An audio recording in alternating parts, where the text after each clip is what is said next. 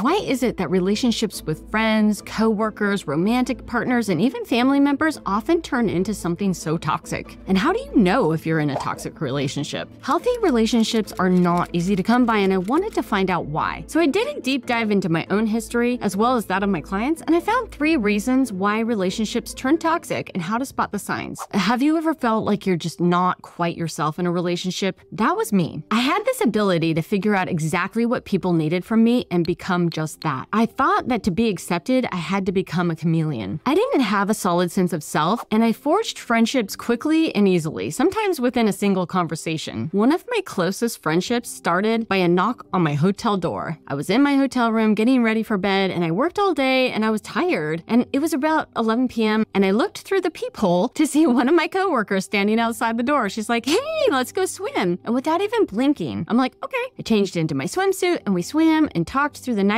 and became inseparable after that. I thought my eagerness to fast-track relationships was a quirky characteristic or maybe even a unique talent of mine. I didn't realize this type of accelerated bonding was actually a sign of a lack of boundaries, and I didn't know that it would always lead to unstable, dysfunctional patterns. After that night in the pool, my friend and I became, in my eyes, soul sisters. We'd talk several times a day about every aspect of our lives. At least that's what I thought. But looking back, I can see that I avoided sharing things I thought she wouldn't like about me. And instead, I tried to be who I thought she wanted me to be. Of course, this wasn't a conscious calculation, nor was I intentionally trying to deceive anyone. I honestly believed that this is how relationships worked, that love was earned through becoming what someone else wanted or needed. In other words, I believed that I was worthy of love, friendship, and belonging only when I erased myself completely. I couldn't have been more wrong, which brings us to the next reason relationships can turn so toxic: the erosion of self. I didn't know that my dysfunctional pattern would never get me what I really wanted, or that this pattern prevented me from ever feeling connection, intimacy, or belonging. As time progressed, I allowed myself to become so enmeshed in this friendship that I felt like I had no footing of my own. I became more timid, more secretive, and she became more assertive and critical. So here's another heads up. Watch out for any relationship where the balance of power is way off. If you find that one person is dominating the friendship or making the decisions or steering every conversation or simply having too much influence, that's a recipe for toxicity down the line. Friendships aren't always 50-50, and if someone has the upper hand almost all the time, you might be creating a toxic dynamic that's more about control and manipulation rather than respect and care. So why do so many relationships turn toxic? Well, it's often because we ourselves unknowingly set the stage for it. If you're wondering about one of your relationships,